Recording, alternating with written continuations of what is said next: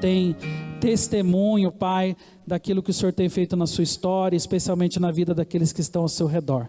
O pastor Beto tem abençoado esta igreja há muitos anos, tem sido parceiro, amigo, é uma alegria, Senhor, recebê-lo de novo aqui, podendo ser abençoado por ele, Pai. Agora, de forma especial, usa o teu servo, que ele possa ser instrumento nas tuas mãos, para abençoar e edificar a tua igreja, em nome de Jesus, amém.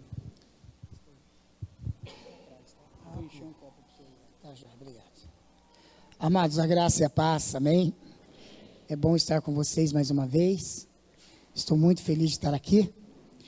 O pastor Éder esteve em Londrina alguns dias atrás e ele me ligou e me pediu para estar aqui com vocês, abrindo essa última etapa, né, da sua série aí de cursos. É uma honra muito grande. Eu estive aqui no início do ano, falando sobre santidade, como o pastor Diego falou, e estou assim muito feliz de poder voltar a ministrar e ministrar um assunto que a gente já tem trabalhado com ele há muitos anos, né? A minha caminhada aqui com essa igreja, que vai para mais de 15 anos, começou exatamente com esse tema. Nós viemos aqui, né, pela primeira vez, né, a convite do pastor Heraldo, que foi pastor antes do pastor Éder, para treinar uma equipe de intercessores na área de guerra espiritual, né? E naquela época nós fizemos muito barulho aqui nessa cidade, né? Valeu até a conversão de uma macumbeira aí, que se converteu aqui nessa igreja, né, durante o nosso treinamento. Então, já que era para dar treinamento, então a gente já pegou um negócio já para treinar mesmo, né? Já botamos uma macumbeira aqui dentro. E houve uma libertação muito bonita na vida dessa mulher, né? E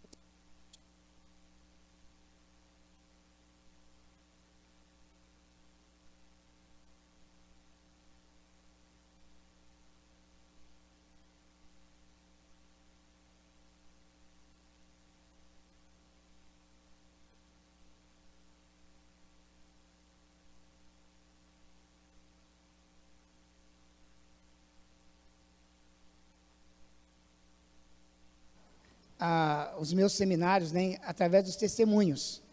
Eu estou chegando de um final de semana lá na cidade de Nova Fátima, ali perto de Cornélio Procópio, onde nós ministramos pela primeira vez a igreja metodista de lá, né? Hoje está lá o pastor Kainan, né? Ele é bem novinho, é um meninão.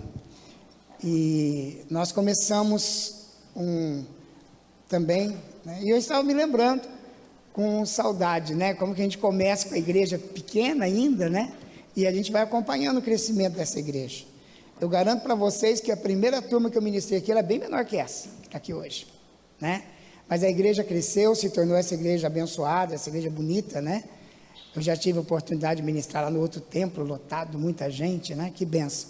Então, é um trabalho muito gratificante esse. Nós estamos juntos há muito tempo, então, é como eu disse para a Denaí ali na entrada, né? Eu estou em casa, amém? Mas eu sei que alguns de vocês ainda não me conhecem. A igreja cresceu, tem muita gente nova aí no pedaço, né? Então nem todo mundo me conhece. Então, para quem não me conhece ainda, eu sou o pastor Beto. Hoje eu faço parte do Ministério Vida em Cristo. É um ministério implantador de igrejas. Nós não somos um ministério para-eclesiástico, viu, irmãos? Nós somos uma igreja, uma associação de igrejas. Hoje nós somos em torno de 9 igrejas implantadas no Brasil, mais 8 igrejas no Paquistão, uma igreja no Nepal, né? Estamos começando o nosso projeto de implantação de igrejas agora no Nordeste, né? No sertão nordestino. Já temos uma igreja lá, na cidade de Grangeiro. Eu estive lá em julho visitando a igreja. Quando eu estive aqui no começo do ano, eu falei sobre essa viagem, né? Falei que eu ia para lá, que Deus ia abençoar, como de fato abençoou. Ele nos levou para lá, passamos 10 dias viajando lá no Nordeste, visitamos a igreja de Grangeiro, tivemos a oportunidade de dar treinamento de guerra espiritual lá para os nordestinos. Agora os nordestinos já estão mais arretados, né? Já estão treinados para amarrar o bicho, pegar ele pelo chifre, né, irmão? Como os nordestinos falam. Eles falam que demônio que eles vai é pelo chifre que tem que pegar. Então, foi uma experiência muito boa. E as igrejas que nós implantamos, através do ministério, elas se chamam Igrejas das Nações. Então, hoje eu estou cooperando com uma das igrejas lá em Londrina, que é a nossa igreja que fica no Jardim Igapó. Em Londrina nós somos 4 igrejas já, na verdade. Tem 2 em fase de implantação, né? E então eu estou numa delas, atuando como pastor auxiliar, porque hoje eu já não estou mais pastoreando uma igreja propriamente, eu não estou à frente de uma igreja. Hoje o meu trabalho é só de supervisionar as igrejas que estão sendo implantadas. Então eu viajo muito, né? Já estou saindo sexta-feira lá para uma cidadezinha perto de Campinas, uma cidade chamada Pedreira, onde nós temos uma igreja lá. Eu vou estar aí nesse final de semana para dar treinamento aos líderes de células da cidade lá, né? E supervisionar. Já é a 3ª viagem para Pedreira esse ano, e ainda vou mais uma vez. Não, agora eu volto lá em janeiro do ano que vem, né? Eu iria em dezembro, mas nós mudamos para janeiro. Então hoje eu passo a maior parte do meu tempo ou voando, ou indo de carro, de ônibus, né? Ainda não tive a experiência wesleyana de viajar a cavalo, né? Mas né, de carro, de ônibus, de avião, já viaja bastante. Amém? Querido, se você, o pastor falou sobre o nosso material, então hoje nós vamos usar essa apostila aqui.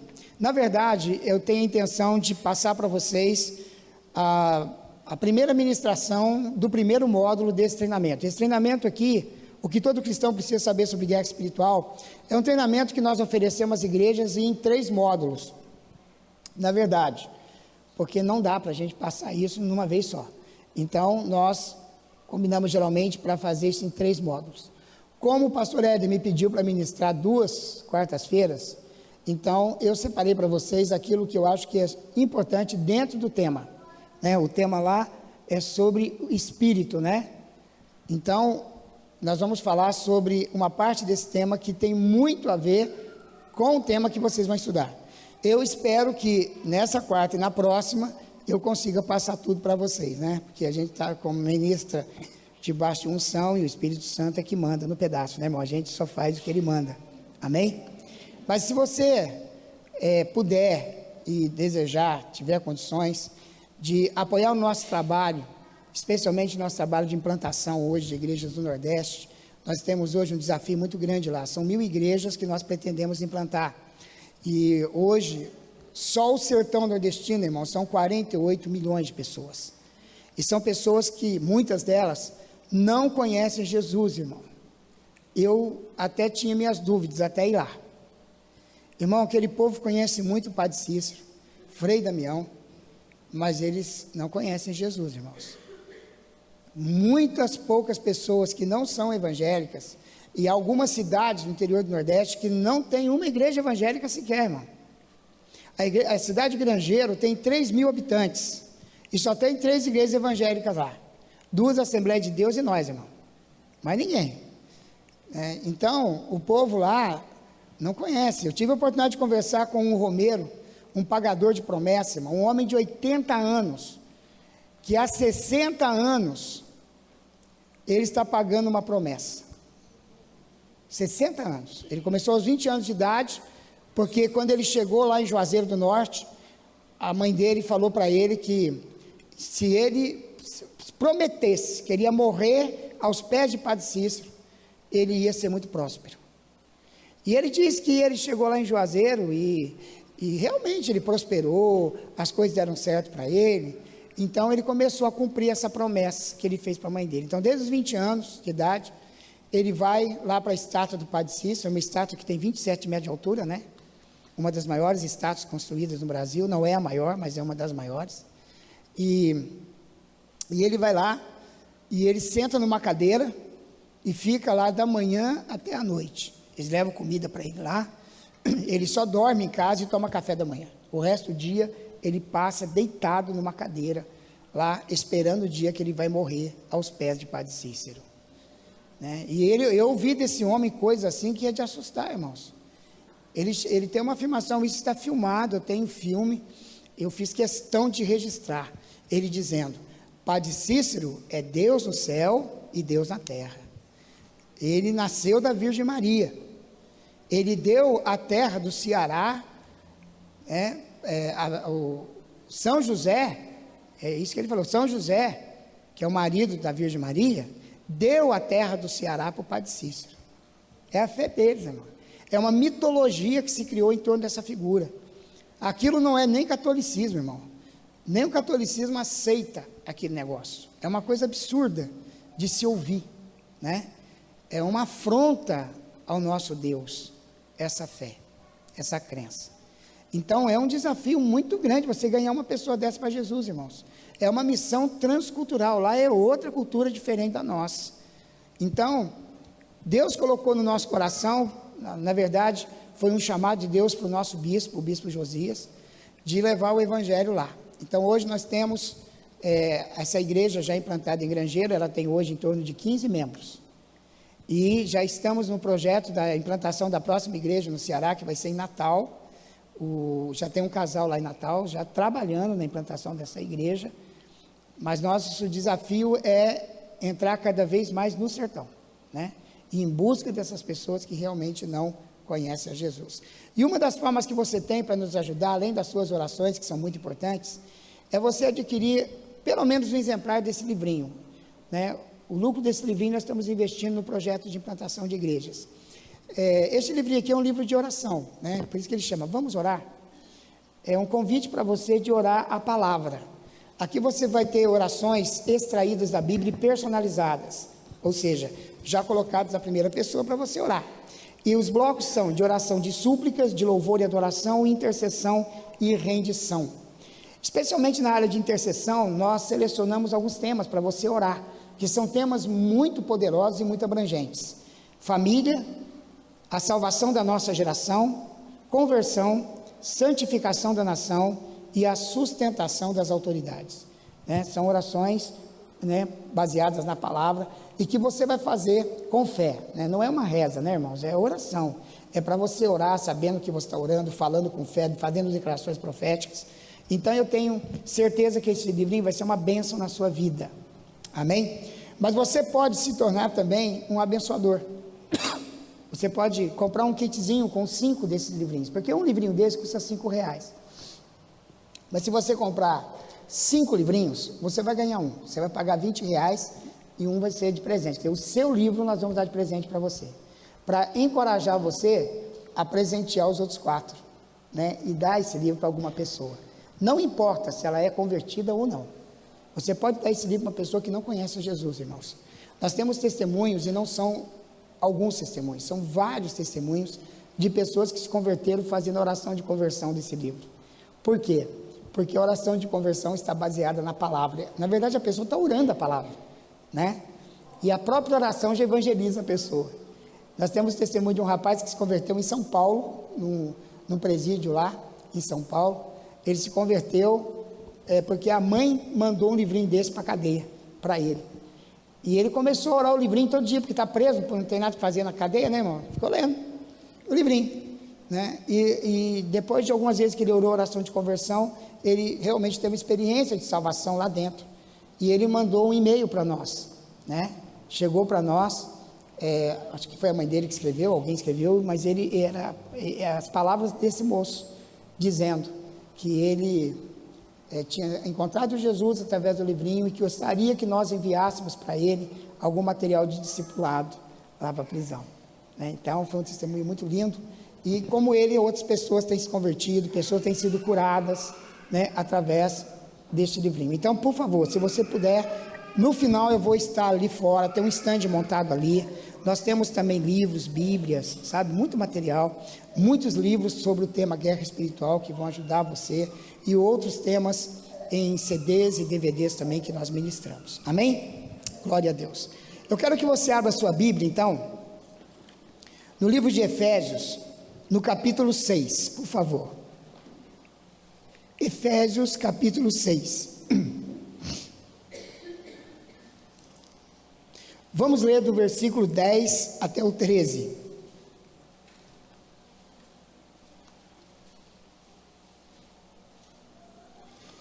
Efésios, capítulo 6, do verso 10 até o verso 13. Quanto ao mais, sede fortalecidos no Senhor e na força do seu poder. Revestivos de toda a armadura de Deus para poderes ficar firmes contra as ciladas do diabo.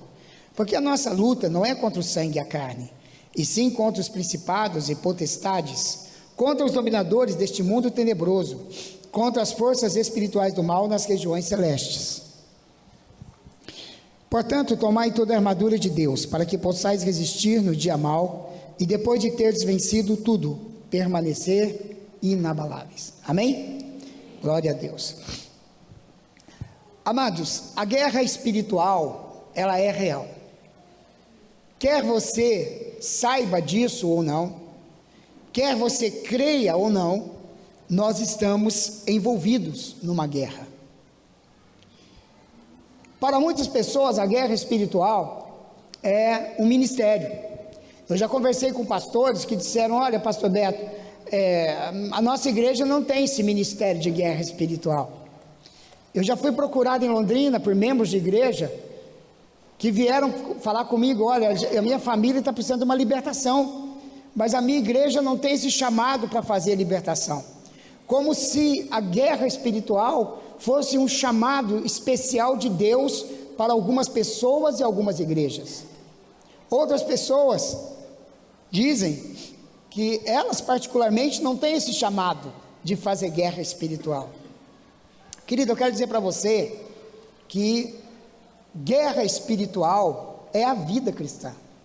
A partir do momento que você se converteu a Jesus, a única diferença dentro do contexto da guerra espiritual é que a partir do momento que Jesus Cristo entra na sua vida, você passa a ter o entendimento dessa guerra. As pessoas que estão no mundo, e muitas delas estão servindo ao diabo mesmo, como feiticeiros, bruxos, canalizadores, médiuns, eles não têm ideia do que seja a guerra espiritual. Mas você tem, porque agora você conhece a palavra de Deus. Agora você sabe que existe uma guerra sendo travada ao seu redor. E os despojos dessa guerra são pessoas como eu e você, querido. Satanás está de olho em você, como Jesus também está. Então, a expressão guerra espiritual, ela não está na Bíblia. E por isso algumas pessoas acham que isso não é um assunto tão relevante assim. Eu já ouvi pregadores dizerem: mas a guerra espiritual, essa expressão, esse movimento, não é bíblico, porque na Bíblia não tem essa expressão, esse nome, guerra espiritual. Mas, amados, conquanto a expressão guerra espiritual ou batalha espiritual não esteja dessa forma na Bíblia, a realidade da guerra é presente desde o livro de Gênesis até o Apocalipse. O tempo todo a Bíblia fala sobre um confronto das forças de Deus contra as forças de Satanás. Já no livro de Éden, no livro de Gênesis, lá no Éden, no capítulo 3 de Gênesis, nós vemos Satanás entrando na história humana e já enganando o homem, levando o homem a se afastar de Deus. Agora a questão é a seguinte, e foi exatamente por esse motivo que Deus colocou no meu coração de escrever esse material que hoje eu compartilho com vocês, e que, se Deus quiser, ainda este ano já vai ser publicado na forma de um livro. Por enquanto nós estamos apostilados, mas logo logo sairá um livro, porque Deus colocou no meu coração que é necessário esclarecer para a igreja o que todo cristão realmente precisa saber para enfrentar vitoriosamente essa guerra, porque nós estamos nela. Você não tem escolha, você não tem uma outra opção. Então a questão é: se vamos entrar na guerra espiritual, esse não é o caso, porque nós já estamos em guerra, amém? Deu para você entender? Nós já estamos em guerra. A questão mais importante é como nós vamos nos envolver nessa guerra. Essa é a questão mais importante. E você precisa se envolver nela, sabendo exatamente o que você vai fazer e quais são os recursos com os quais você pode contar. Amém? O livro de Efésios, ele é um manual de guerra espiritual, irmãos. Alguns estudiosos chamam o livro de Efésios de o Evangelho das regiões celestiais, ou o Evangelho do reino do Espírito. Eu tenho algumas posições particulares acerca do livro de Efésios, fruto dos meus estudos e de alguma revelação que Deus tem me dado. Eu creio que o livro de Efésios, quando Paulo escreveu essa carta aos Efésios, ele pensou em muitas das coisas que ele testemunhou, que ele viu no terceiro céu. Paulo disse que ele foi, num dado momento da sua vida, arrebatado até o terceiro céu, e lá ele viu coisas inefáveis, que não é lícito ao homem reproduzir. Na minha humilde opinião, irmão, e eu quero dizer para vocês que para mim ela é muito importante, apesar de ser humilde, mas eu quero dizer para você que eu creio que Paulo foi arrebatado até o terceiro céu por ocasião daquele apedrejamento que ele sofreu, em que os discípulos dele tiraram ele debaixo de um monte de pedras, e a Bíblia diz que ele foi tirado dali como morto. Em outras palavras, quando eles viram Paulo ali naquele estado, e uma condenação, uma pena por apedrejamento, era a morte na certa, irmãos. Veja o caso de Estevão. Estevão foi apedrejado da mesma maneira, e Estevão realmente morreu, e a Bíblia ainda relata até a forma como Estevão morreu, né? Porque ele viu o Senhor preparando-se para recebê-lo na glória, né? Mas, com base nisso, nós temos subsídios suficientes para crer que Paulo realmente morreu ali, e foi ressuscitado pelo Senhor. Tanto é verdade que quando ele dá o seu testemunho aos Coríntios, ele diz: olha, eu nem sei se eu estava no corpo ou fora do corpo, né? Mas esse homem do qual eu estou falando, e ele fala de uma maneira meio que metafórica, né? Lá na carta, ele diz: eu conheci um homem que foi até o terceiro céu, mas a gente sabe que ele estava falando dele mesmo. E Paulo diz: olha, eu fui até o terceiro céu, e lá eu vi coisas extraordinárias. Eu creio particularmente que algumas dessas coisas Paulo está compartilhando aos Efésios, até porque algumas expressões que Paulo usa, elas são únicas na Bíblia. Não há outro livro que usa a expressão regiões celestiais ou reino do Espírito. É só nessa carta que Paulo fala sobre isso. E é uma carta onde Paulo trata sobre confrontos em áreas específicas da vida, como na família, no trabalho, né, nos relacionamentos. Agora, a pergunta é: por que Paulo escreveu uma carta tratando de guerra espiritual, tratando do mundo espiritual para essa igreja? Os historiadores nos contam que a igreja de Éfeso provavelmente tenha sido a maior igreja do primeiro século. Era uma igreja que estava situada numa província muito rica, né? Era uma província onde havia uma grande movimentação econômica. Em Éfeso estava situado um dos maiores templos idólatras do primeiro século. Na cidade de Éfeso se prestava a adoração a uma deusa chamada Diana, conhecida em toda a Ásia como a Diana dos Efésios. A mesma deusa Delfos dos gregos, uma deusa que era adorada por ser primeiramente guerreira. Diana era uma deusa guerreira, como também era uma deusa da frutificação, uma deusa da prosperidade. O culto a Diana era um culto marcado por um alto nível de prostituição e de perversidade. Dizem que Diana era representada por uma imagem com muitos seios e carregava no seu pescoço símbolos, né, dos planetas. Era uma deusa que a adoração dela se envolvia com muitas áreas do misticismo. E Diana era tremendamente adorada em Éfeso. Paulo evangelizou essa cidade. Paulo experimentou um dos maiores confrontos espirituais do seu ministério nessa cidade. Ali foi onde Paulo, ao enfrentar os adoradores da deusa, né, num confronto direto, em que eles acusaram Paulo e os seus missionários que estavam com ele de estarem colocando em risco a adoração à deusa e o comércio, né, dos nichos que eram imagens que eram vendidas da deusa. Eles se mobilizam, né, o grupo de pessoas que vendiam, que produziam as imagens, e fazem um levante contra Paulo. E dizem que por muitas horas eles ficavam gritando, né, grande a Diana dos Efésios, grande a Diana dos Efésios, fazendo um tumulto muito grande que acabou com a prisão de Paulo e de seus seguidores. Mas o resultado do trabalho de Paulo ali foi extraordinário, porque muitos adoradores de Diana vieram, queimaram seus instrumentos mágicos que eles usavam, né, na adoração dessa deusa, e muitas conversões aconteceram, e ali se estabeleceu uma igreja que cresceu. Alguns estudiosos dizem que em Éfeso havia mais de 300 mil convertidos nessa igreja. Foi uma igreja que foi pastoreada por homens tremendos, como Timóteo, que era discípulo direto de Paulo, e João, que foi o grande apóstolo. Uma cidade especial dentro do projeto de Deus, uma igreja que enfrentou um alto nível de guerra espiritual.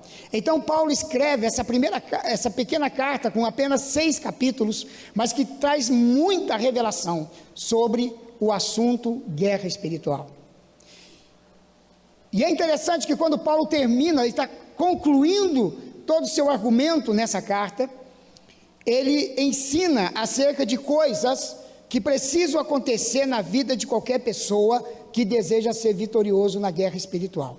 E exatamente nessa passagem que nós lemos, nesses poucos versículos, Paulo fala sobre 3 coisas que nós realmente precisamos saber para nós vencermos a guerra espiritual. O fortalecimento, que se encontra no verso 10, que é o assunto que nós vamos tratar aqui. O revestimento, que nós vamos encontrar nos versículos 11 e 13. E o entendimento, que nós vamos ver no versículo 12. Então, queridos, aqui com vocês eu só terei tempo de tratar do fortalecimento. Mas você pode adquirir a apostila e você vai ler todo o restante do material. Se Deus permitir, um dia voltaremos e continuaremos dando os demais assuntos. Mas aqui nós vamos permanecer com fortalecimento. Para enfrentarmos as batalhas da vida, nós precisamos de fortalecimento, queridos. Deixa eu dizer para você, eu creio que é uma tragédia, é uma catástrofe, um crente fraco. Porque são exatamente esses tipos de pessoas que Satanás procura. Deixa eu dizer uma coisa para você, Satanás não está muito preocupado com as pessoas que estão no mundo, que estão nas trevas. Porque aquelas pessoas, infelizmente, já estão nas mãos dele. Elas não representam ameaça para ele. No entanto, irmãos, a partir do momento que você toma uma decisão convicta por Jesus Cristo, e você decide ser um discípulo de Jesus, e você é um seguidor de Jesus, e você está disposto a viver a sua vida cristã, você se tornou uma ameaça para o diabo e para as suas forças malignas. O inferno começa a se preocupar com você, e o que Satanás vai procurar na sua vida o tempo todo, são as fraquezas com as quais ele pode trabalhar. O nosso grande problema nesse mundo, irmãos, não são Satanás e seus demônios. Às vezes eu vejo muitos crentes morrendo de medo de demônio, né, irmão? Não pode nem falar do demônio, não pode, meu Deus do céu, se pastor Beto só fala de demônio. Não, irmão, quando a gente fala do diabo é para falar mal dele, tá? A gente tem que falar, porque não dá para falar bem desse sujeito. Então quando a gente abre a boca e fala do diabo é só para falar mal. Mas eu não sou propagandista do diabo, irmão, não sou promotor do diabo. A questão é que nós precisamos saber que temos um inimigo nesse mundo, e que ele nos odeia, e que ele não está brincando de ser diabo, irmão. Satanás não brinca de ser Satanás, ele não brinca com essas coisas, ele leva muito a sério a luta que ele trava contra a igreja, porque Jesus Cristo baixou um decreto contra ele, irmão, e Jesus disse, contra a igreja, as portas do inferno não prevalecerão. Satanás sabe disso, e ele trabalha contra isso, ele está disposto, nas loucuras dele, a provar que Jesus estava errado, e que ele realmente pode contra a igreja, e por isso ele tem uma luta, uma batalha extraordinária contra nós. Mas a pergunta que eu quero ajudar você a responder essa noite: como nos fortaleceremos? Como é que nós podemos nos fortalecer? O nosso fortalecimento vem de 2 fontes. Apesar de alguns pregadores acharem que Paulo fala de uma coisa só aqui, eu não entendo assim. Eu entendo que realmente Paulo está falando de 2 coisas no versículo 10. Ele está dizendo, fortalecei-vos no Senhor e na força do seu poder. São 2 coisas, irmãos. Um lado da questão é você se fortalecer no Senhor. A outra é se fortalecer no poder dele. Eu quero falar com você aqui sobre o fortalecimento no Senhor. Como você se fortalece no Senhor? Porque fortalecer-se no Senhor tem a ver com o domínio do seu espírito, tem a ver com a sua vida no espírito. Na verdade mesmo, fortalecer-se no Senhor tem a ver com a sua intimidade com Deus. Para nós entendermos bem como que nós nos fortalecemos no Senhor, preste bem atenção aqui. Vamos pensar no relacionamento entre marido e mulher, aí fica fácil. Quando nós pensamos do ponto de vista físico, humano, é mais fácil você interpretar as coisas espirituais. Por isso que Jesus contou muitas parábolas, né? Ele simplesmente usava das coisas do mundo físico para ensinar verdades do mundo espiritual. Quando o casal é bem ajustado, eles têm uma parceria, uma unidade de pensamento. Claro que eu estou falando de casais que são bem ajustados, casais que são convertidos, crente de verdade, que vive uma vida dentro do projeto de Deus, né, irmão? Porque hoje em dia, a gente tem visto aí muitos casamentos que estão na pindaíba, né, irmão? Mas não é desse tipo de relacionamento que eu estou falando. Eu estou falando de casais que realmente vivem dentro do projeto de Deus. Casais assim, eles são muito bem relacionados, né? Então existe um relacionamento entre o marido e mulher, que é uma parceria, né, entre os dois. Então, para pensar um pouquinho se eu não tenho razão. Quando o marido precisa tomar uma decisão, aí, né, uma decisão é muito importante, e esse é um marido, né, um homem que tem juízo, né, irmão? Que tem homem que tem juízo, mas esse não, esse é um cristão, ele tem juízo. Então, o que ele vai fazer? A decisão é muito importante, né? Ele pode correr riscos ao tomar essa decisão. Então, ele vai lá e consulta a mulher. Não é porque a mulher sabe mais do que ele, é porque homem e mulher são dois seres diferentes, irmão. A gente se completa. O homem é muito razão, é ou não é? Na cabeça do homem está tudo resolvido, irmão.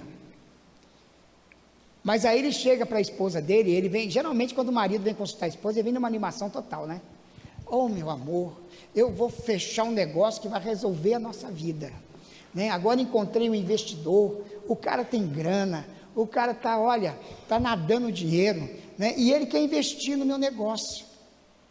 Eu acho que vai dar certo. A mulher olha para ele e fala, eu não fui com a cara dele não. Eu estou sentindo que tem um negócio errado com esse homem. Mas meu amor, que coisa errada que pode ter, né? Ele está entusiasmado. Meu amor, não gostei dele não.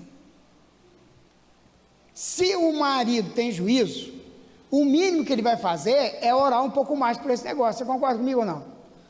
Porque a mulher é assim, a mulher não sabe por que ela acha que as coisas são. Ela simplesmente sente. Porque uma característica da mulher é essa percepção que ela tem, que o homem não tem, irmão. Meu querido, quando a minha esposa fala que ela não vai com a cara de uma pessoa, pode esperar de que vai sair voz de prisão, entendeu? É daí para cima. Eu não consigo entender um negócio desse, irmão. Como é que pode? Você olha para a cara do sujeito, você aposta nele, e a mulher fala, não vai nessa que não vai funcionar. Não. Mas por que você acha? Fala para mim, dá uma razão só. Não tem, querido, eu sinto aqui no coração. Então, quando o marido, ele está bem relacionado com a esposa, ele se fortalece nela. Irmão, depois que eu aprendi isso, olha, resolveu metade dos meus problemas. Porque eu vou lá e pergunto para minha esposa, o que você está sentindo? Fala aí, minha irmã, né? O que você está sentindo? Se não está sentindo bem, então vamos orar. Agora, a mulher também precisa do apoio do marido, né? Um exemplo, quando que uma esposa precisa se fortalecer no marido? Irmão, um aspecto importante do relacionamento conjugal é criação de filho. Fiquei muito contente de ver que vocês vão ter aqui um talk show sobre esse assunto, porque hoje, né, é um assunto que está em pauta. Educação de filhos, irmãos. Um dos grandes problemas que nós enfrentamos na nossa sociedade ocidental é que a presença do homem não tem sido tão forte na educação dos filhos. Você sabia que para um judeu, o pai é responsável por acompanhar cada passagem da vida do filho ou da filha? Então, todos os momentos importantes da vida de uma criança, de um adolescente, de um jovem, é o pai que tem que estar lá.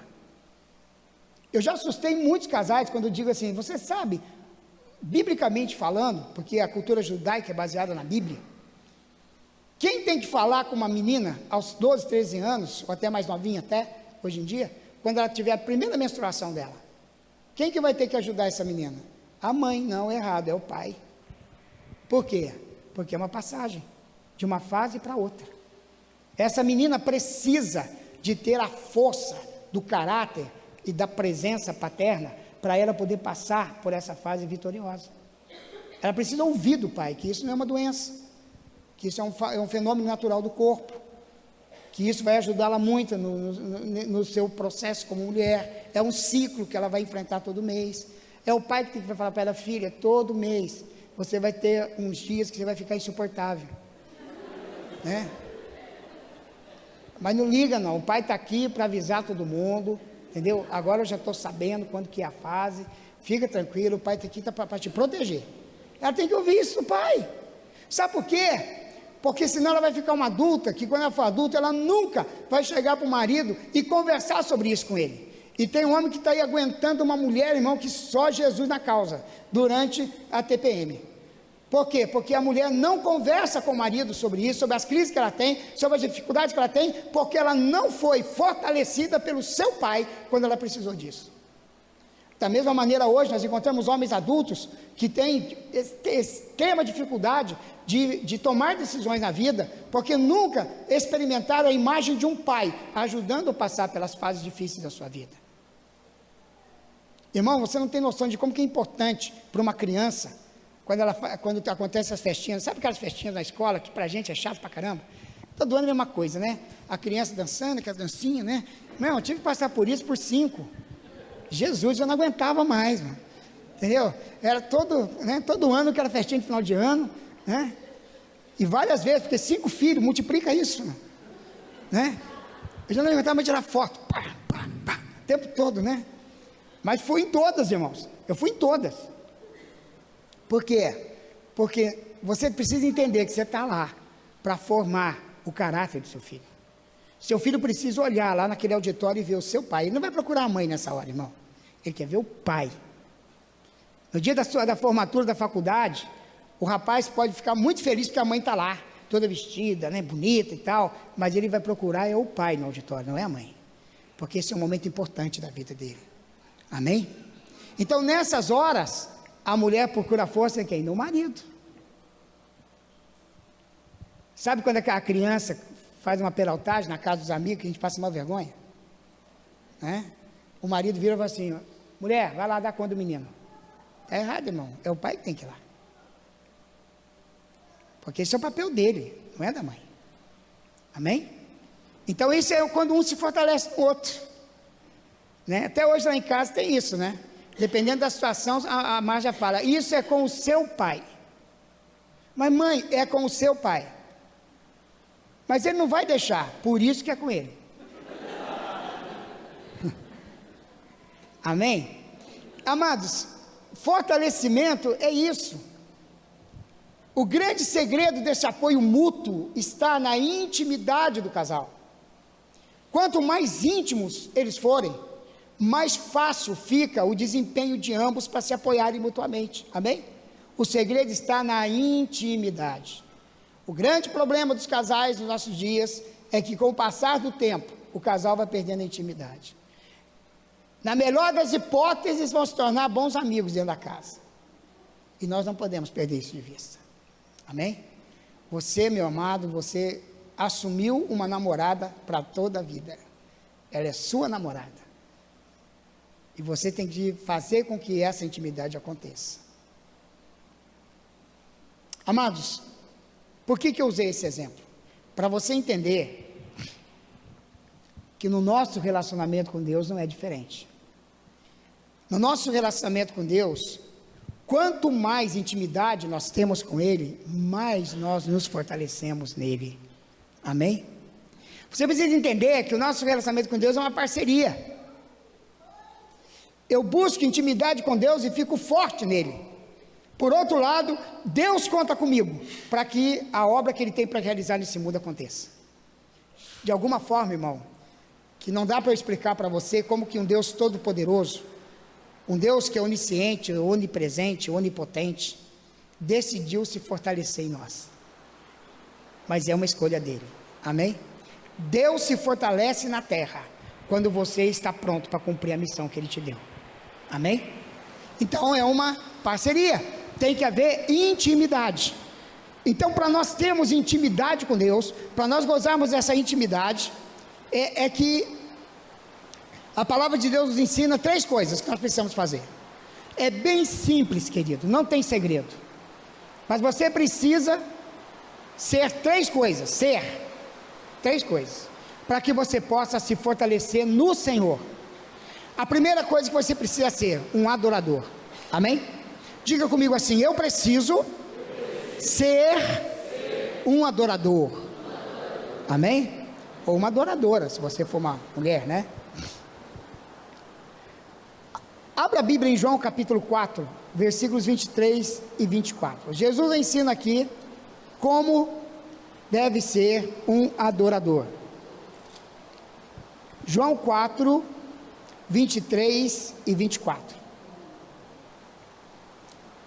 Mas vem a hora, e já chegou, em que os verdadeiros adoradores adorarão o Pai em espírito e em verdade, porque são estes que o Pai procura para seus adoradores. Deus é espírito, e importa que os seus adoradores o adorem em espírito e em verdade. Amém? Aqui Jesus ensinou aquela mulher samaritana. Eu creio que todos vocês aqui, ou pelo menos a maioria de vocês, conhece a história, né? Jesus, ele foi tomar água no poço, o poço de Jacó, que ficava em Samaria, e lá ele encontrou uma mulher que tinha uma vida meio desregrada, né? A gente sabe pelo texto, ela tinha uma vida desregrada, e aqui Jesus começou a conversar com essa mulher, né? Eu não vou entrar nos detalhes da conversa aqui, depois você pode ler no texto, mas eles começaram uma conversa acerca de religiosidade. Aquela mulher começa a apresentar para Jesus, supostamente, né, aparentemente uma dúvida que ela tinha: aonde é que as pessoas realmente devem adorar a Deus? O nosso povo diz que tem que ser aqui nesse poço, porque foi o nosso pai Jacó que fez o poço. Então Deus se manifesta aqui, e as pessoas vêm adorar aqui. Mas o povo de Jerusalém diz que tem que ser lá no templo, e o Senhor diz que tem que ser aonde? Foi então que Jesus disse para a mulher: olha, já chegou o dia em que nem aqui nesse poço e nem lá no templo as pessoas vão adorar o Senhor, porque os verdadeiros adoradores não são aqueles que estabelecem lugares sagrados para adorar. Os verdadeiros adoradores, eles adoram o Pai em espírito e em verdade. Amém? Então, amados, se Jesus disse que a verdadeira adoração é realizada desta forma, então nós precisamos saber muito bem como é que se faz, porque nós queremos ser verdadeiros adoradores, não é verdade? Se Jesus disse que o Pai está em busca de verdadeiros adoradores, duas coisas me saltam aos olhos aqui quando Jesus fala isso. Primeiro, que há uma falsa adoração.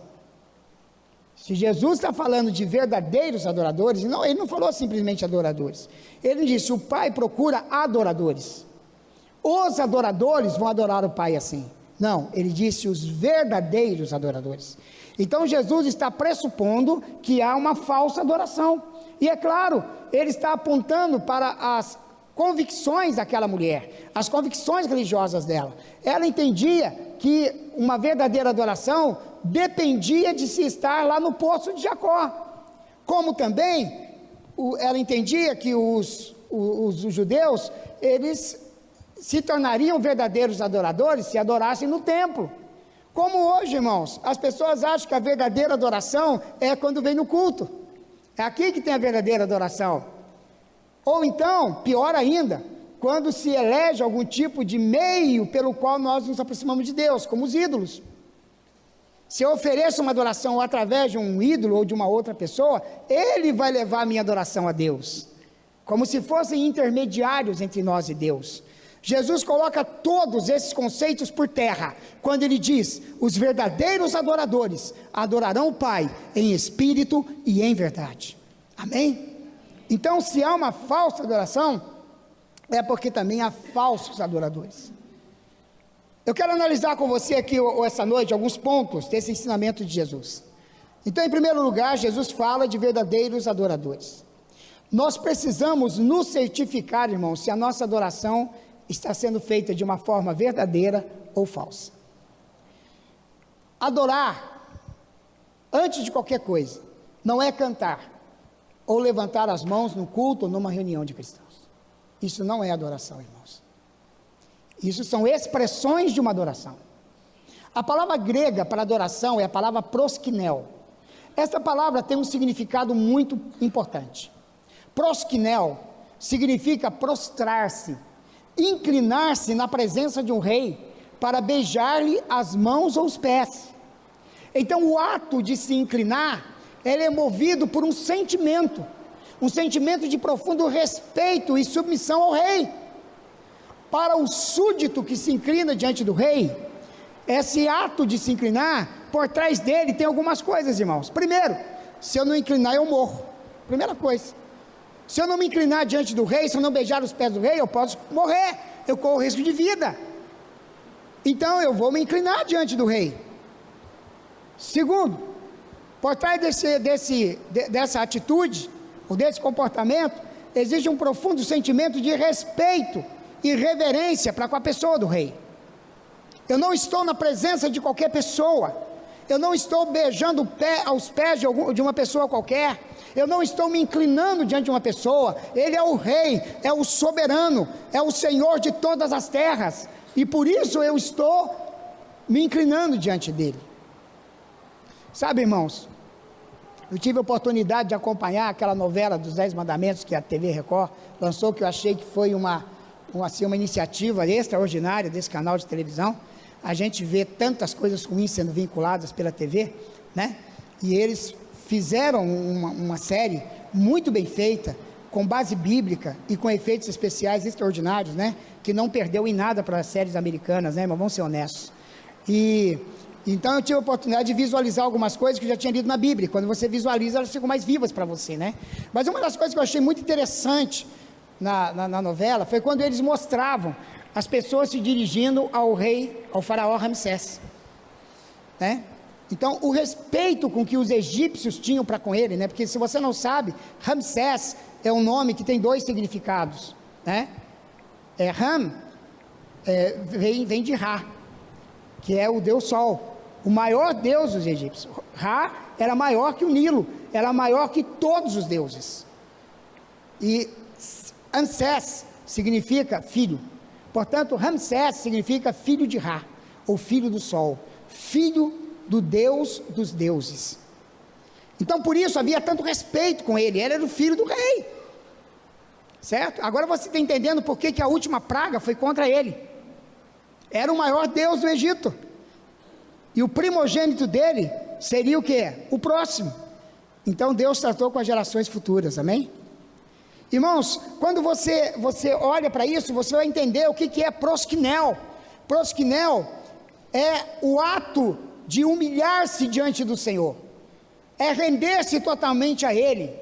É algo que deve acontecer primeiramente dentro de nós, para depois expressar-se externamente. Não adianta uma pessoa chegar num culto aqui na igreja e ouvir uma música bonita, uma letra bonita, como as que nós ouvimos hoje, e levantar as mãos simplesmente porque todo mundo faz isso, é uma prática comum na igreja, ou se ajoelhar porque todo mundo faz isso. Não, irmão, isso tem que ser movido por um sentimento que vem de dentro de você. Você reconhece que você está na presença do rei, e não é um rei qualquer, é o rei dos reis e o Senhor dos senhores, o Senhor de todo o universo. Ele não é o Senhor das 2 terras, ele não é o Senhor do planeta Terra, mas ele é o Senhor do universo, aquele que criou e sustenta todas as coisas pela palavra do seu poder. E eu estou diante dele, quer seja na igreja, quer seja lá no meu quarto, quando estou a sós com ele, quer onde eu esteja, eu estou na presença dele, e por isso ele deve ser adorado o tempo todo. Amém? Adoração é o que acontece dentro de você, querido. Eu vou dizer uma coisa para você aqui essa noite, e por favor não me leve a mal. Eu não estou criticando igrejas, isso não é do meu feitio, eu não sou assim. Mas algumas coisas nós precisamos dizer para gerar um despertamento. Irmãos, eu creio, eu acredito que nós ainda estamos um pouco longe do que seja a verdadeira adoração nos nossos cultos, nas nossas celebrações. Não que nós não tenhamos adoração, por isso eu estou dizendo, não estou falando mal. Eu estou dizendo, irmãos, que quando nós tivermos realmente uma concentração de adoradores no meio do povo de Deus, você se segura, porque o culto não vai terminar da maneira como nós estamos acostumados.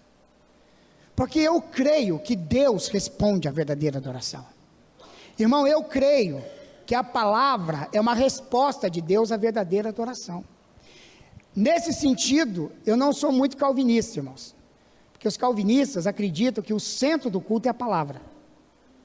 Eu acredito que a palavra é importante no culto, mas o centro do culto não é a palavra, o centro do culto é a adoração, irmãos, porque nós não viemos ao culto só para ouvir a palavra.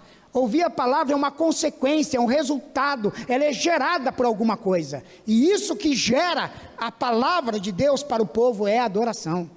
Deus desce quando ele ouve os verdadeiros adoradores. Irmãos, a Bíblia não diz em nenhum lugar que Deus procura verdadeiros pregadores, irmãos. Eu nunca ouvi nem Deus, nem Jesus e nem o Espírito Santo falar isso. O que Deus procura são os verdadeiros adoradores. A igreja, na sua essência, é uma igreja adoradora, irmãos. E a ministração da palavra é mera consequência disso.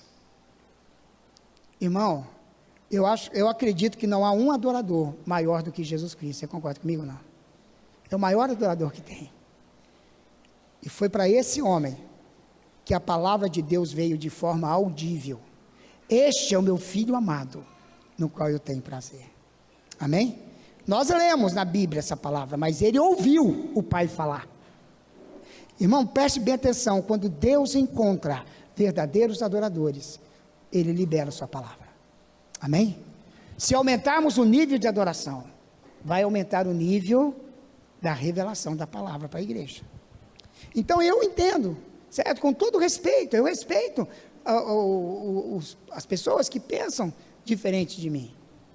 E com isso eu não estou desprezando a palavra, irmãos. Muito pelo contrário, eu sou um homem da palavra.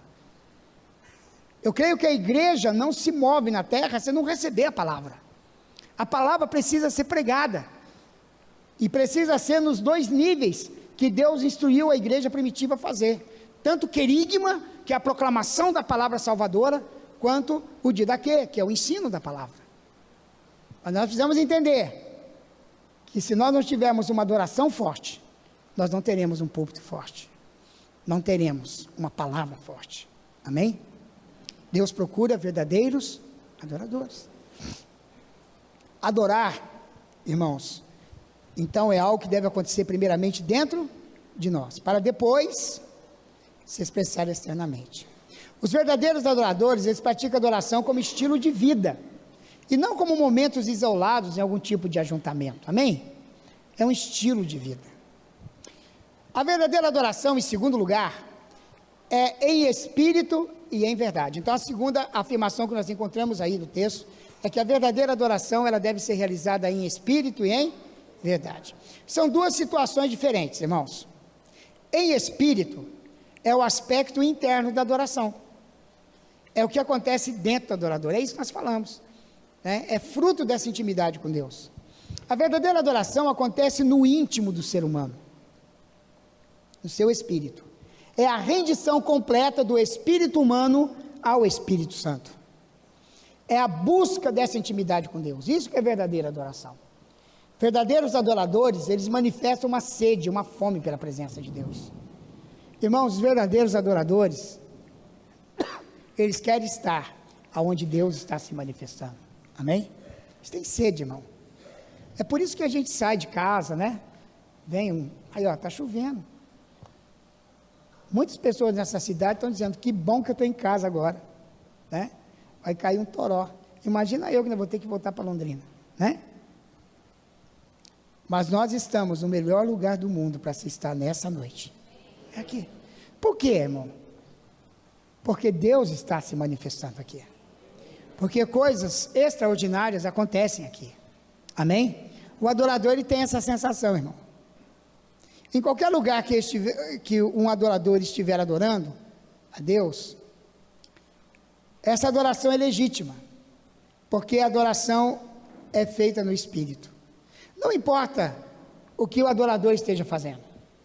Ele pode estar no trabalho, ele pode estar, né, conversando com pessoas.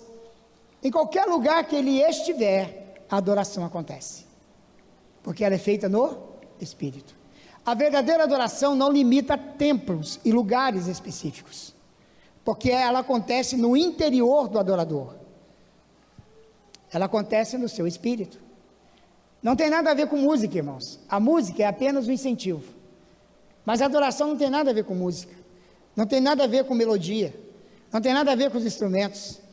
Irmãos, se nós não tivéssemos ninguém tocando nem cantando aqui, nós poderíamos ter uma adoração poderosa aqui. Amém? Eu me lembro que há muitos anos atrás eu fui num congresso em Itajaí, congresso de umas comunidades evangélicas lá, que se reuniram lá. E num determinado culto, irmão, os irmãos começaram a tocar aqui no louvor, e eu me lembro que quem ia pregar naquela manhã era o pastor Miguel Piper, lá de Curitiba, né? E ele estava pronto para pregar, né? E quem conhece o pastor Miguel sabe que ele gosta de pregar. Então ele está animado para pregar. Mas no momento da adoração, irmãos, o nível de adoração naquele lugar tinha mais ou menos umas 1.500 pessoas. Foi crescendo tanto, irmão, crescendo tanto, que os músicos não conseguiram mais tocar. As pessoas começaram a cair no chão de joelhos, prostrados em todos os lugares. E aí começamos a cantar um cântico espiritual. E foi uma coisa impressionante, porque 1.500 pessoas ali começaram a cantar numa língua igualzinha, irmão, a mesma língua. Todo mundo cantando igual. Quem chegasse ouvia um grande coral, só que não dá para entender nada. Era uma língua estranha. De repente, irmãos, depois de alguns minutos que nós estávamos naquele estágio, os instrumentos já não tocavam mais porque os músicos estavam todos no chão. Aquela coisa assim, a capela. Deu para escutar perfeitamente, irmãos, um outro coral cantando acima do nosso, com a mesma língua. Só que o som era acima do nosso, ele vinha de cima. E aquilo foi enchendo aquele auditório, irmão, de uma tal forma, que a unção e a presença de Deus podia ser tocada com as mãos. No meio daquele mover, irmãos, de repente, uma mulher, sozinha, no meio daquele auditório enorme, ela saiu correndo e gritava, eu quero Deus, eu quero Deus. E a mulher caiu prostrada. E foi salva naquele dia. Uma incrédula, irmão, que entrou naquele ambiente, ela foi tocada pela presença de Deus ali. Irmão, nós ficamos por mais de 1 hora naquele estado. Quando o pastor Miguel subiu e ele foi tentar pregar, irmão, ele não conseguiu pregar.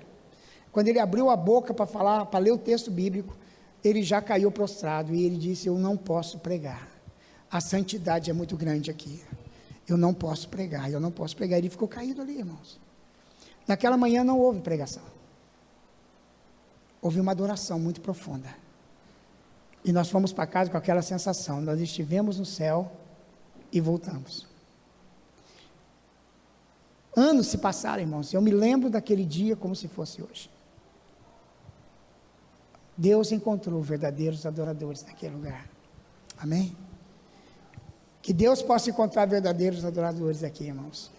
Eu tenho convicção de que os cultos nessa igreja vão tomar uma forma diferente. Amém? Sua adoração é verdadeira, porque ela é respaldada por atos de obediência à verdade de Deus, revelada na sua palavra. Amém? Então, por isso, ela também é em verdade. Então, a adoração em verdade tem a ver com atos externos. Se o adorador desfruta de intimidade com Deus, no seu espírito, ele não vai ter dificuldades em obedecer à vontade de Deus, amém? Irmãos, aí fazer a vontade de Deus vai ser algo muito natural para nós. Andar em santidade vai ser algo muito natural. Os verdadeiros adoradores, na verdade, são aqueles que se infiltraram no mais alto nível de guerra espiritual, irmãos. Eu ouvi uma declaração feita por um ex-satanista, que muitos conhecem, chamado Daniel Mastral, né, que escreveu aqueles livros muito conhecidos, né? Mas uma declaração que ele fez me chamou muita atenção, e eu concordo com ela, por isso eu estou reproduzindo. Ele disse que há certos principados no satanismo, que eles se infiltram em igrejas, e eles enviam os seus mensageiros para a igreja. São pessoas que são treinadas desde a infância dentro do satanismo. Elas nascem dentro do satanismo e são treinadas desde, né, quando nascem, para serem infiltrados em igrejas. E essas pessoas incorporam principados, porque não é qualquer pessoa que vai incorporar um principado. É muita força maligna para um corpo humano. Então a pessoa tem que ser preparada para isso desde criança. E quando ela cresce, seja homem ou mulher, ela vai se infiltrar numa igreja, vai se converter nessa igreja, vai ser batizado nessa igreja, vai crescer nessa igreja, vai se tornar líder na igreja e vai destruir a igreja. Hoje, enquanto nós estamos falando aqui, há muitos sendo treinados em ambientes satanistas para fazer esse tipo de trabalho. Em Londrina, uma satanista que entrou em 3 igrejas, levou 3 pastores ao adultério e fechou as igrejas, irmãos, em Londrina, até que ela foi descoberta, foi revelada. Mas o que me chama atenção quando Daniel Mastral fala é um detalhe. Ele disse, só há uma forma de um principado como esse ser revelado numa igreja, se a igreja for verdadeiramente adoradora. Se houver adoração, ele não suporta. O testemunho dele foi que o único lugar aonde o demônio que vivia nele, que era um principado de alto nível, que vivia nele, se revelou numa igreja simples, onde havia uma verdadeira adoração. A verdadeira adoração, ela desmascara o império das trevas. Satanás suporta muita coisa, irmão. Os demônios suportam até estar em ambiente de oração. Até aí eles suportam. E eles conseguem se esconder por um certo tempo. Mas no ambiente onde houver adoração, eles não suportam. Porque a adoração traz a presença tangível de Deus para o meio da igreja. Amém? Então, esse é um desafio. Devoção interior e obediência exterior se juntam na vida do adorador para estabelecer a verdadeira adoração. São esses que o Pai procura. Amém? Não são os meros adoradores, são os verdadeiros adoradores. Para adorar a Deus, que é Espírito, é necessário que os adoradores o adorem em Espírito e em verdade. Amém? Então esse é o desafio que nós temos para nos tornarmos íntimos do Senhor. Na medida em que nós nos tornamos adoradores, irmãos, o Espírito Santo vai nos fazendo ficar cada vez mais fortes. O adorador é um cristão forte. Ele não cede às pressões do diabo. Amém? Ele pode até ser tentado, mas ele não cede às pressões do inimigo. Porque ele tem intimidade com Deus, ele está fortalecido no Senhor. Porém, a verdadeira adoração não é suficiente. O fortalecimento no Senhor passa por mais 2 outras atividades, só que eu não vou falar hoje, falo semana que vem. Amém? Nós temos que pensar um pouco no nosso relacionamento com a palavra e na oração também. Mas isso aí é para a semana que vem. Eu vou ensinar você como se fortalecer no Senhor através da palavra e através da adoração. Amém, querido? Então vamos ficar em pé em nome de Jesus. Aleluia. Quantos nessa noite querem ser verdadeiros adoradores, que adorem o Pai em espírito e verdade? Amém? Glória a Deus. Eu gostaria que você fechasse seus olhos nesse momento.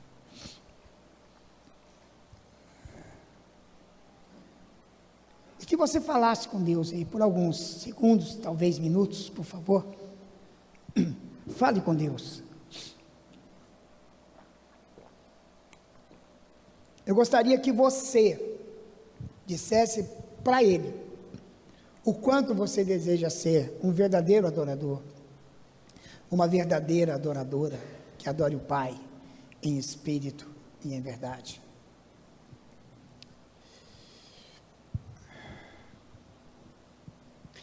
Eu gostaria que eu quero, se for possível, que os músicos e cantores viessem aqui comigo. Eu gostaria que você, agora, pudesse experimentar um pouco da verdadeira adoração, usando de um instrumento que é a música. É como eu disse, não significa que por causa da música nós vamos ser verdadeiros adoradores, mas os verdadeiros adoradores usam da música para adorar o Pai. Amém? Então você agora vai. Eu gostaria, meus amados, que a gente cantasse de novo aquela música Grande ao Senhor que vocês situaram. Amém? Essa é uma música de adoração profunda, né? Porque ela fala de atos externos de adoração. Só que agora você vai cantar essa música na perspectiva de uma verdadeira adoração. Amém? Você vai estar buscando intimidade com o Senhor agora. Eu creio que algumas pessoas aqui vão ter uma experiência muito forte com Deus.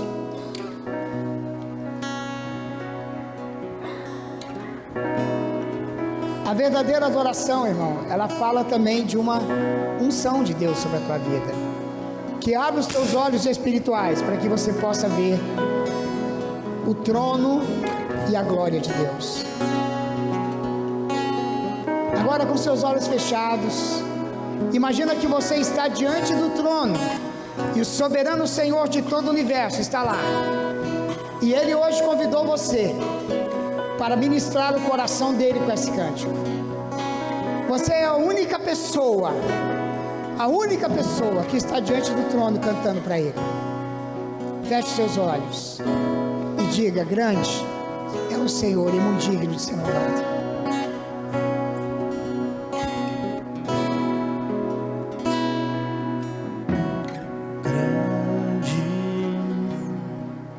É o Senhor e muito digno de louvor. Na cidade do nosso Deus, seu santo nome. A alegria de toda a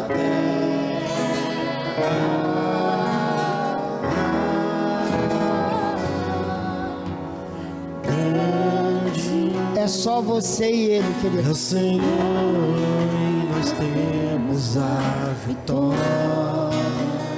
Coloca todo o teu coração E nessa que letra. nos ajuda contra o inimigo. Sim, Senhor. Por isso diante dele nos prostramos.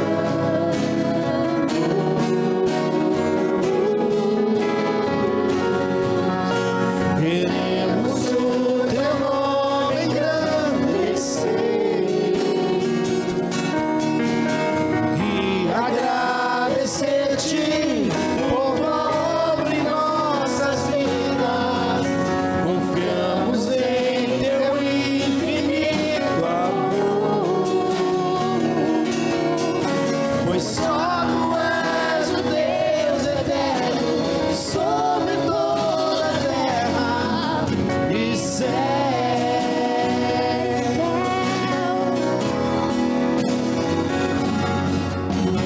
Grande é o Senhor e digno de louvor. Na cidade do nosso Deus, seu santo monte. A alegria de toda a terra.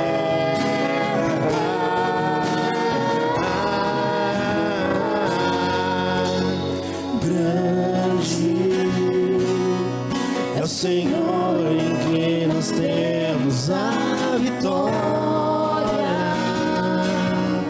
e que nos ajuda contra o inimigo. Por isso diante dele nos prostramos.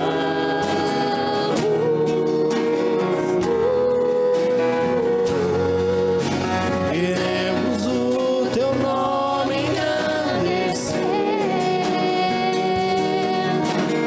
e agradecer-te por tua obra em nossas vidas. Confiamos em teu infinito amor, pois só tu és o Deus eterno sobre toda a terra. Queremos o teu nome engrandecer e agradecer-te por tua obra em nossas vidas. Confiamos em teu infinito amor, pois só tu és o Deus eterno sobre toda a terra e céu. Levante a sua mão em direção ao trono. Senhor, nós entendemos esta noite, Pai, que o Senhor está em busca de verdadeiros adoradores, adoradores que o adorem em espírito e em verdade, homens e mulheres que irão somar, ajuntar, convergir na sua vida atos de devoção interior, entendendo, Senhor, que a nossa vida de adoração ela acontece a todo momento, porque nós andamos na tua presença. E atos externos de obediência, homens e mulheres que são capazes de romper com o pecado, de romper com o sistema do mundo, para servir totalmente ao Senhor. Pai, ajuda-nos Ajuda-nos, porque nós temos o entendimento da palavra, mas precisamos, Senhor, ser capacitados pela Tua graça para obedecer esta palavra. Tira de sobre nós, Senhor, todo opróbrio e toda vergonha por causa do pecado. Coloca em nós mantos de adoradores, de sacerdotes que foram chamados, separados para ministrar a Ti a verdadeira adoração. Fortalece-nos nessa intimidade contigo, Pai. Fortaleça-nos nessa intimidade contigo. Leva-nos, Senhor, a viver profundamente a experiência de uma verdadeira adoração. Nós te amamos. Quantos podem dizer com todo o teu coração para Ele que você o ama? O quanto você o ama? Diga isso para Ele. Expresse diante dEle a tua adoração. Que o Senhor Jesus saiba que essa noite Ele tem pessoas aqui nesta igreja, neste lugar, com que Ele pode contar. Pessoas que não vão negociar a sua santidade por nada nesse mundo. Pessoas que permanecerão puras diante dEle, para que através de cada um Ele possa manifestar a sua glória nessa terra.